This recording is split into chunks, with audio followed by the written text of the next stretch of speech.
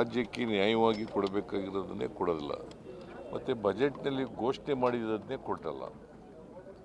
ಇವತ್ತಿನವರೆಗೆ 23-24 ಬಜೆಟ್ನಲ್ಲಿ ಅಪ್ಪರ್ ಭದ್ರಾ ಯೋಜನೆಗೆ 5300 ಕೋಟಿ ಕೊಡ್ತೀವಿ ಅಂತ ಹೇಳಿದ್ರು. ಬಜೆಟ್ನಲ್ಲಿ ಘೋಷಣೆ ಮಾಡಿದ್ರು. ಬಜೆಟ್ನಲ್ಲಿ ಘೋಷಣೆ ನಿರ್ಮಲಾ ಸೀತಾರಾಮನ್, ಆದರೆ ಇವತ್ತಿನವರೆಗೂ ಒಂದು ಪೈಸೆ ಕೊಟ್ಟಿಲ್ಲ. ಅದರಿಂದ ನಾನು ಅವರು ಹೇಳ್ದದನ್ನೇ ಕೊಟ್ಟಿಲ್ಲ ಅಂತಂದರೆ ಏನು ನಿರೀಕ್ಷೆ ಮಾಡೋದು ಅವರಿಂದ ರಾಜ್ಯಕ್ಕೆ?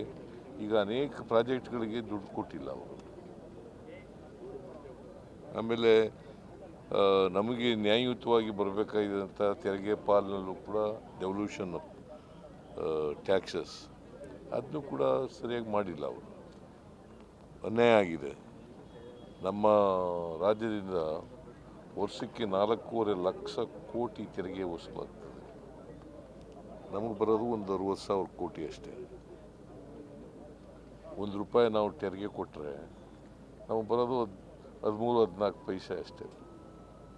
ಅಲ್ಲಿಗೆ ಅವ್ರಿಗೆ ನಮ್ಗೆ ಅನ್ಯಾಯ ಮಾಡಲೇಬೇಕು ಅಂತ ಮಾನಸಿಕ ನಿರ್ಧಾರ ಆಗ್ಬಿಟ್ಟಿದ್ದಾರೆ ಅವರು. ನಮಗೆ ಅನ್ಯಾಯ ಮಾಡಲೇಬೇಕು ಈ ಸರ್ಕಾರ, ಅಂದರೆ ಈ ರಾಜ್ಯಕ್ಕೆ. ಏನಂತ ಕರೆಯೋದು ಇದಕ್ಕೆ? ನೀವೇನು ಕಾಯಿನ್ ಮಾಡಿ ನೋಡೋಣ. ಏನು ಮತ್ತೆ ಕಾಯಿನ್ ಮಾಡ್ರಿ ನೀವೇ. ನೀವು ಕಾಯಿನ್ ಮಾಡಪ್ಪ. ಮಾಧ್ಯಮದವರು ಕಾಯಿನ್ ಮಾಡಿ ಏನು ಮಾಡ್ಬೋದು ಅಂತ. ಅನ್ಯಾಯ ಆಗಿದೆಯಾ ಇಲ್ವಾ ರಾಜ್ಯಕ್ಕೆ?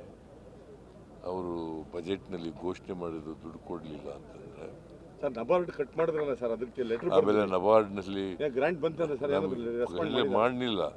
ಸುಮಾರು 58% ಕಟ್ ಮಾಡಿಬಿಟ್ರು. 58% ಕಳೆದ ವರ್ಷ 5,600 ಕೋಟಿ ಕೊಟ್ಟಿದ್ರು. 2,340 ಕೋಟಿ ಬಂದಿದೆ.